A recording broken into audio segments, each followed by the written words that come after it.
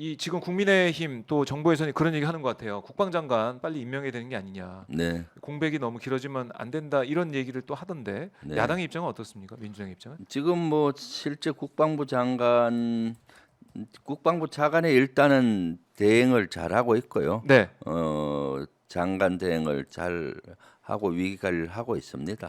그렇기 때문에 지금 새로운 국방부 장관을 임명하는 건 되게 무리가 가죠. 왜냐하면은 누굴 임명하겠습니까? 해도 청문회를 해야 되잖아요. 그렇죠. 그럼 청문회 임명하고 검증하는데 또 시간이 걸리고 청문회 하는데도 걸리고 그럼 한두 달 걸릴 거 아니에요. 네. 그럼 이미 뭐 조기 대선. 예를 들어서 파면이 되면은 윤석열이 바로 조기 대선되고 앞으로 한 3개월 이내 결판 날 건데. 네. 그래서 현 체제는 사실은 비상시국이기 때문에 새로운 것보다는 현상 유지에 중점을 현상 두는 유지로. 측면에서는 저는 국방부 장관 그대로 둬도 문제 없다고 하고 예. 북한의 뭐 도발 뭐 이런 거에 대해서 안보 공백이 있느냐 우려를 국민들이 할 수 있는데 네. 우리 안보는 차관이 권한 대행해도 문제 없어요.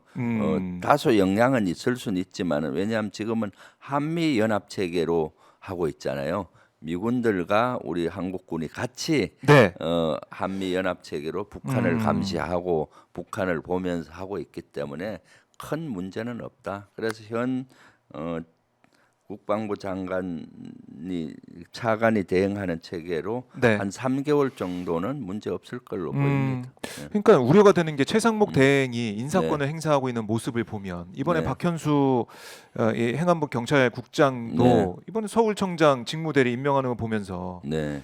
이 보수 정권에서만 승진을 계속 해왔던 계속 승진을 해왔던 그 사람을 네. 또 윤석열 정권에 3번 승진했던 그 사람을 중요한 자리에 앉히는 걸 모습 보면서 그럼요. 무슨 알박기 하나 그리고 뭔가 진짜 꿍꿍이가 있는 건가 이런 생각이 들더라고요. 네, 그렇죠. 친윤 인사를 하는 걸 보니까 그럼 음, 국방장관 할 때 또 이것도 인사청문회 거친다고 하더라도 반대해서 민주당이 이 부적격 인사다 하더라도 대행이 또 임명하면 또 끝이잖아요. 네, 네. 그런 차원에서 걱정이 되더라고 임명 문제도. 그러니까 그리고 인사 우리나라는 사실은 대단히 안정돼 있잖아요. 모든 그 행정부라든가 군 조직은 대단히 안정돼 있고 네. 안정돼 있으면서 대리할 수 있는 체계를 늘 갖추고 있어요.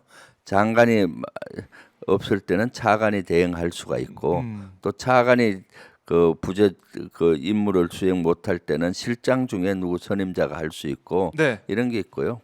군은 더 그렇고요. 군은 늘 그래서 부지휘관을 두거든요. 지휘관이 공백일 때는 부지휘관이 바로 임무 수행하고 이런 체계를 갖고 있는 거죠. 네. 그래서 지금 또 최상목 대행이 또 국방장관 임명해가지고 네. 모르겠습니다. 저는 국민들 많이 걱정할 것 같은데 그런 일은 일어나면 안 되고 그거보다 지금 시스템을 통해서 네. 현상 유지를 할 수 있는 대행 체제가 오히려 나올 수 있다. 네. 그렇죠. 그렇게 정리 좀 네. 해보겠습니다. 모르겠어요.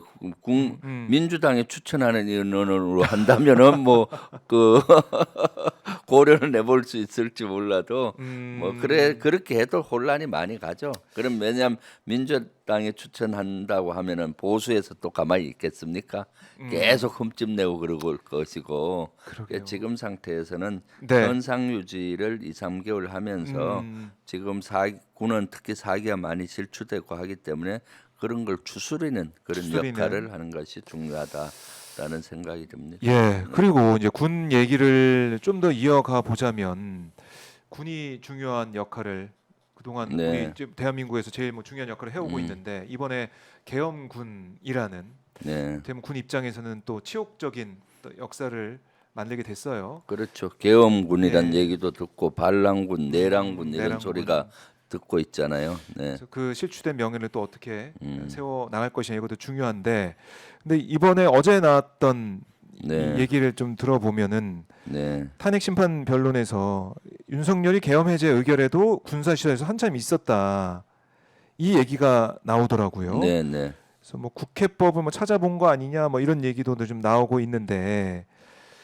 이게 혹시나 거기 있으면서 국회법을 뒤져보면서 네. 계엄 해제를 좀 뒤집을 수 있는 거나 아니면은 뭐 2차 계엄이나 3차 계엄을 그렇죠. 고민하면서 있었던 게 아니냐 이런 의심이 이런 의혹이 또 짙어지는 것 같습니다. 그러니까요. 그때 윤석열이가 국회에서 비상계엄 해제 결의안이 통과된 이후에 네.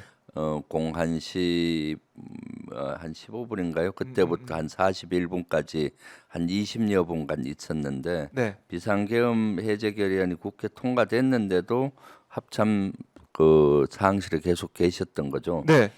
그때 이제 법을 봤다는 거 아니에요? 국회법을. 국회법을. 그럼 두 가지로 유추를 할 수 있죠. 네. 국회법을 보면서 어제 윤석열이가 얘기한 거는 혹시 국회 비상계엄 해제 결의안에 하자가 있는지. 그 왜냐하면은 우리가 빨리 하자고 막 그 국회의장 부추겼잖아요. 맞아요. 계엄군이 오니까. 네. 그런데 그 당시 국회의장은 저도 마음이 조급합니다. 그럴수록 절차를 지켜야 합니다. 절차가 제대로 안 되면은 이것을 문제 제기할 거 아닙니까? 이 얘기를 그렇네요. 윤석열이가 들어서 그 하자를 찾아내려고 본 측면도 하나 있을 것 같고 네. 또 하나는 비상계엄 해제 결의안이 통과되고 해제를 하잖아요. 그럼 또 얼마 만에 제2 비상계엄을 할 수 있는지 혹시 시간 조건이 있는지 이런 것도 봤을 거 아니에요. 시간은 만약 해제하고 나서 네. 일주일 내는 다시 비상계엄을 할 수 없다. 한 달 내는 할 수 없다. 이런 조항이 있으면 못 하잖아요. 근데 그런 조항이 없거든. 그러니까 그때 전화해서 수방사령관한테 전화하고 뭐 특전사령관에서 제2, 제3 비상계엄 해도 되니까 말이야. 빨리 끌어내 이런 얘기를 했다라고 수사 기록이나 뭐 또 이런 증언들이 나오잖아요. 네. 그래서 두 가지를 다 봤을 것 같아요. 하나는 그 비상계엄 해제 결의안을 하는데 국회의원들이 하자가 있는지 하자가 있으면 그거 터집 잡아서 계속 하는 거고 근데 하자가 없는 거예요. 그럼 이제 추가 계엄을 할 수 있는 그 제한 사항이 거기 있는가? 그런 것들을 보고 그 이후에 2시경에 보면은 추가 계엄을 하려고 하는 정황들이 많이 나오지 않습니까? 예. 추가로 증원할 수 있는 병력이 얼마냐? 수방사 예하에 52사, 56사단이 2개 사단을 가지고 있거든요. 네. 그 사단에 추가로 증원할 인원이 몇 명이냐 파악하고 실제 수방사 예하 52, 56사단에서 염출해서 맞아요. 보고하고 보고하고. 네. 그런 등등 여러 가지 문제들이 그리고 또 이 신속 대응군 사단을 대기시키고 출동 대기시키고 그런 정황들이 속속 나오니까 그 두 가지를 봤을 것 같아요. 네. 그러니까 계엄군이 이 내란군이 선관위 또 국회의장 공간을 떠나지 않고 있는 것도 우리가 또 CCTV 통해서 확인하지 않았습니까? 헌법에 명시된 건 국회 해제 의결 이후에 지체 없이 네. 해제를 해야 된다고 돼 네, 있습니다. 그렇죠. 근데 3시간이나 걸렸죠. 네. 그러니까 이것도 어제 헌재에서는 아마 이런 상황, 뭐 신원식 실장의 네. 증언이나 이런 것들 다 통합해가지고 내란 모의 또 내란이 계엄이 해제 의결된 다음에 또 이런 행적이나 이런 것들도 파악을 하고 따져볼 겁니다. 네. 앞으로 형사 재판도 그렇고요. 이건 뭐 중요한 부분이다라고 생각해서 짚어봤습니다.